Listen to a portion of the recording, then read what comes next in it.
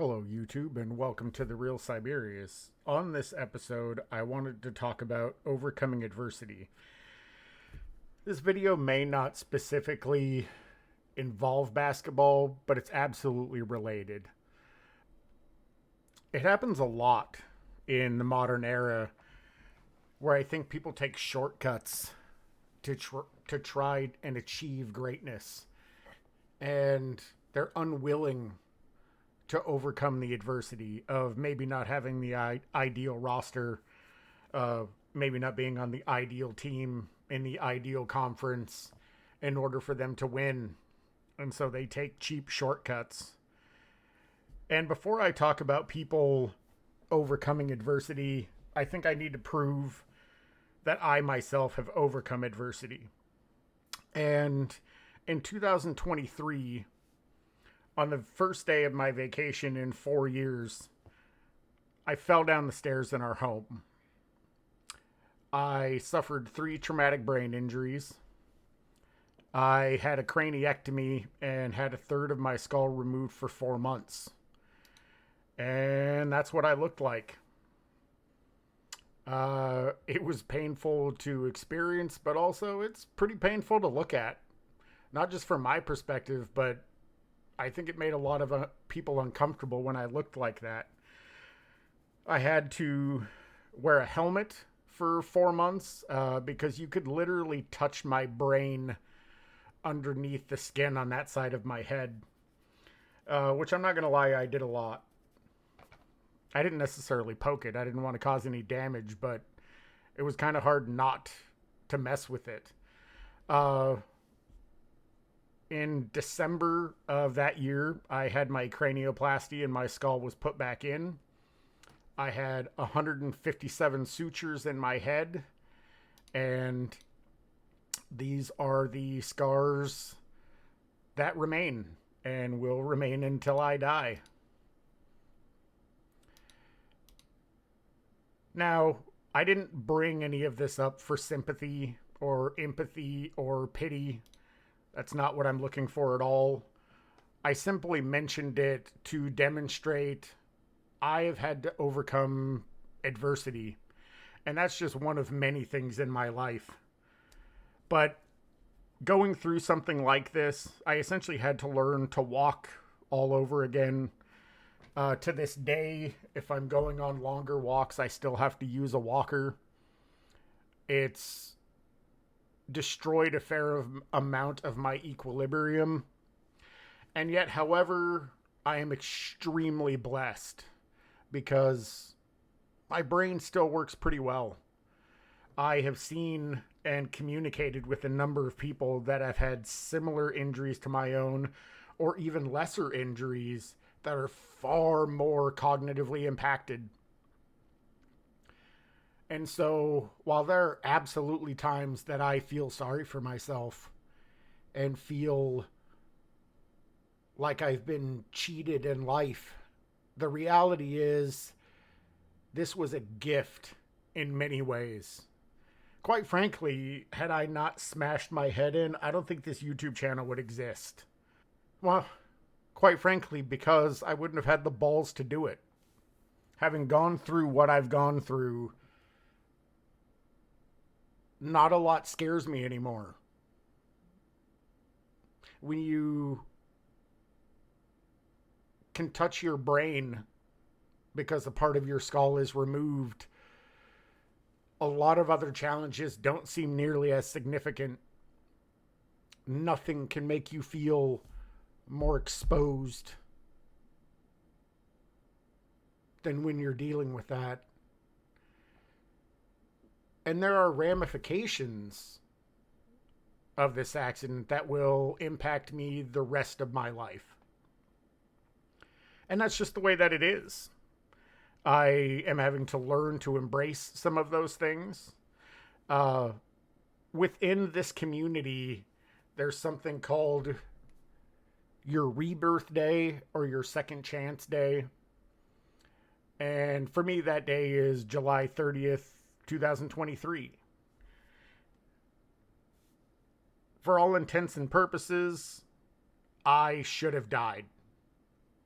There's no explanation for why I'm here, why I'm able to walk, why I'm able to think, why I'm able to articulate myself. I should be dead, and if I'm not dead, I should be severely cognitively impacted, and I'm not. Now, part of that is for a myriad of reasons. One, thankfully, my wife at the time heard me fall, so she immediately called 911. Uh, I think the paramedics arrived within 3 minutes, 7 minutes. Uh, the response was very quick. I also finally ended up at an exceptional hospital that I went immediately into the operating room, and they did an absolutely fantastic job. Secondly, my wife was a special education teacher, and so she knows the importance and the impact of pushing yourself beyond what is comfortable and not accepting where you are because you can get beyond that. And so she pushed me to push myself, to challenge my brain, to start doing things like arithmetic, science, trivia, puzzles, all of these things to constantly push my brain and challenge my brain so I could hopefully recover some of the things that I've lost. There's this really interesting thing called neuroplasticity, and I hope I'm saying that right, but it's essentially scientific evidence that you can learn to rewire your brain. It used to be believed that once you damaged brain cells or neural pathways, that they were just dead and gone and there was nothing that you could do about it. But neuroplasticity essentially says you can learn to detour around those damaged parts of your brain. And while you'll never be completely what you were because your brain is damaged and impacted, you can train yourself to do things in a new way, for your brain to take a different path to get to that same outcome. And I've been really fortunate in that regard because I am able to do a number of things that I was able to do previously. And I mention all of this because it's been the hardest experience of my life, the hardest experience of anybody's life that's gone through it. But I say that because I didn't give up. I'm not going to give up. But I did fail. And I even quit in a few different circumstances. And this is hard for me to talk about. But I walked out on my marriage. And I did it because at that time, I hated myself. I hated myself for falling. I hated myself for the impact that it put on me and especially on my family. It changed my brain. It changed the way that I think. It changed the way that I process emotion. It changed my ability to control my impulses. And I'm not making an excuse, but it is a reason. And so at one point, I had lost my job due to my impulse control. And when I lost my job, I felt 100% useless. And I hated myself so much. And I didn't feel worthy of the love of my wife. I didn't feel worthy of our relationship because I didn't feel that I could bring anything to it anymore because of the physical impacts of the injury. And I was pretty crippled before the injury. but I was definitely impacted afterward, and it impacted what I was capable of doing physically and mentally. And I quit. I walked out.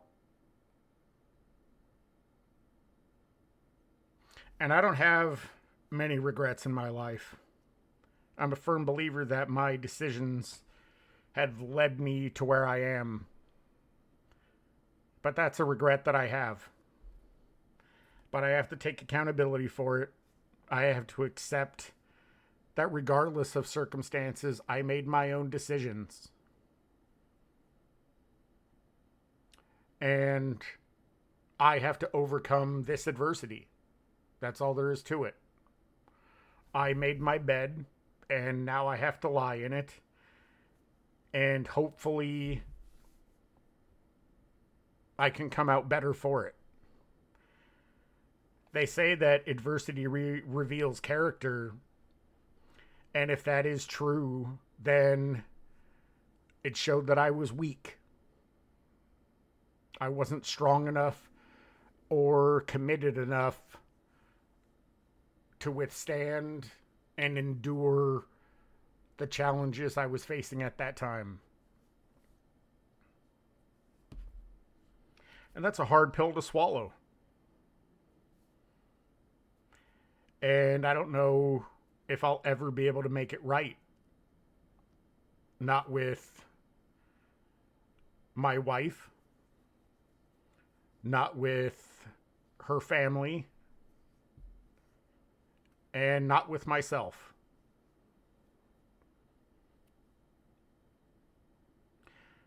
But I have to try. They say that failure builds character. Well, if it does, I really failed. And hopefully it's going to help reinvigorate my commitments, my dedication, and my willingness to endure struggle. So given the opportunity again, I won't make similar mistakes. Now, I'm sure you're all wondering, what the hell does any of this have to do with basketball? And the reality is, it doesn't. However, overcoming adversity comes in all forms. And certainly in sports. You don't get to win all the time. If you did, it would be extremely boring, and quite frankly, people wouldn't be interested. It's the losses that hurt, that stick with you, that hopefully inspire you to try harder and to do more and to be more committed. And I just don't see a lot of that in sports in general now. Between free agency, trading, and team hopping, there doesn't seem to be a lot of loyalty within sports. People want to take the easiest road, the easiest shortcut to get to the prize rather than embracing the journey. And I'm guilty of it. So it's hard for me to condemn others for their moments of weakness. Because if I do that, I have to condemn myself. But I will condemn myself. I have to accept I made these choices. And now I have to live with the outcome. And the same is true in sports. If you take steroids in order to achieve greatness, you have to live with the consequences of those actions. If you team hop in order to achieve success, you have to live with the consequences of those actions. And there will always be consequences, without question. Nobody gets to escape consequences in life. Maybe occasionally you do, but the reality is, as short as we say life is long, and your decisions can come back to haunt you. It may even be years later. So you have to hope that you make the right decisions at the right time, that you try to be the best you that you can be in that moment. And sometimes you're going to fall short. I certainly know that I did. There is a line from the show Ted Lasso that when I heard it, it meant a lot to me.